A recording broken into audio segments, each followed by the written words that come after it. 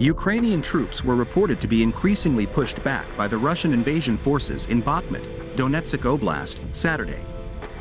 However, Ukrainian authorities insist Russian forces have not taken or laid siege to the city.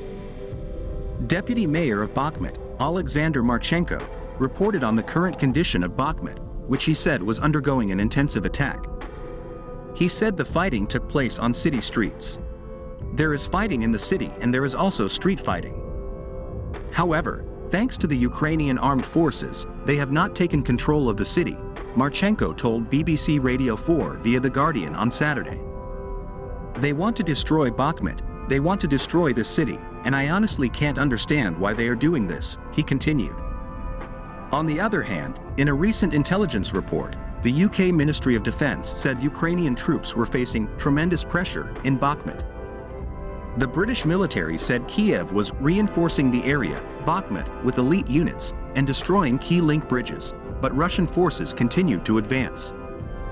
Regular Russian armed forces troops and Wagner Group troops have advanced further into the northern settlement of the town, Bakhmut, which is now exposed, vulnerable to Russian attack from three sides, the UK Ministry of Defence said in a statement. Russian troops were also reported to have attempted to completely encircle Bakhmut by sending a barrage of artillery towards Bakhmut's exit. Russia is reportedly shelling the western route of Bakhmut to block access for Ukrainian troops to enter and leave. Meanwhile, Ukrainian troops are reportedly repairing damaged roads. Ukraine also sent more troops to the Bakhmut battlefield, seen as a sign that Kiev is still reluctant to give up the city. Bakhmut was almost surrounded and soon fell into Russian hands. Wagner's troops gave one way out. Russian troops and Wagner mercenaries surrounded the last access route to the besieged Ukrainian city of Bakhmut Friday, the Straits Times reported. It was Russia's first major moment of victory after half a year of heavy fighting in the war in the region. Yevgeny Prigozhin, the leader of Russia's Wagner mercenaries, announced in a video Friday that his troops were sieged the Ukrainian city of Bakhmut and that Kiev's troops had only one way out. International journalists west of the city were quoted as saying by the Straits Times that Ukrainian troops were constructing new trenches, while the commander of a Ukrainian drone unit which had been in the city for several months said he was ordered to withdraw. Prigozhin's forces led the offensive in eastern Ukraine for several months, and Moscow regards Bakhmut, referred to by its Soviet-era name, Artemovsk, as an important stepping stone to capturing major cities like Kramatorsk and Sloviansk. Bakhmut, formerly known for its salt mines and sparkling wines, was the site of the longest and bloodiest fighting in this offensive. Prigozhin, who is wearing a military uniform in the video, called on Ukrainian President Volodymyr Zelensky to withdraw his troops from Bakhmut. Wagner's troops almost surrounded Bakhmut.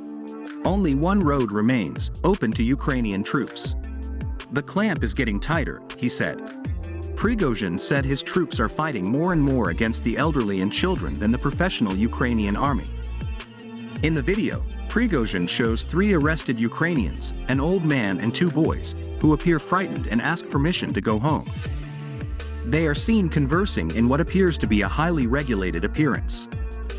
They are struggling, but their time in Bakhmut is now very short, 1 or 2 days. Give them a chance to leave the city, said Prigozhin. On Thursday, Prigozhin also released a video showing his fighters inside Bakhmut. International media geolocated the video and it is located east of Bakhmut, about 2 kilometers from the city center. Kiev retook large swaths of territory in the second half of 2022, but its forces have been on the defensive for 3 months. The Ukrainians pledged to defend the Bakhmut fortress, but they face Russian troops bent on taking the city, whose importance symbolically outweighs its military importance. Ukrainian officials say the fighting has become increasingly difficult after the Russians captured several villages near Bakhmut in recent weeks. Ukrainian officials say only about 4,500 people live in the devastated town, which had a population of around 70,000 before the conflict. Volodymyr Nazarenko, deputy commander in the Ukrainian National Guard, told Ukraine's Radio NV that the situation was critical, with fighting going on around the clock. They did not take into account their losses in trying to take the city. The task of our troops in Bakhmut is to cause the enemy as many losses as possible. Every meter of Ukrainian land costs hundreds of enemy lives, he said. We need as much ammunition as possible. There are more Russians here than we have to destroy them. The commander of a Ukrainian drone unit active in Bakhmut, Robert Bravda, known as Madyar, said in a video posted on social media that his unit was ordered by the military to withdraw from the city immediately. He said he fought there for 110 days and gave no reason for the order. Kiev admits never masterminded drone attacks on Russia. Moscow doesn't believe it. Advisor to the president of Ukraine, Volodymyr Zelensky, Mikhailo Podolyak, stated that his party had never sent a drone attack on Russian territory. This statement was made by Podolyak in line with reports of an increase in drone attacks on the territory of the Russian Federation in recent times. Ukraine did not attack Russian territory, Podolyak was quoted as saying by TASS Wednesday. Previously, Ukrainian authorities had never directly acknowledged responsibility for drone strikes into Russia or Crimea. Kiev officials were limited to issuing statements welcoming the attacks. Kremlin spokesman Dmitry Peskov said he did not believe Podolyak's statement. "We don't believe him," Peskov said curtly when asked to respond to Podolyak's comments. Recently, the Russian Ministry of Defense and a number of regional officials have reported incidents involving drones.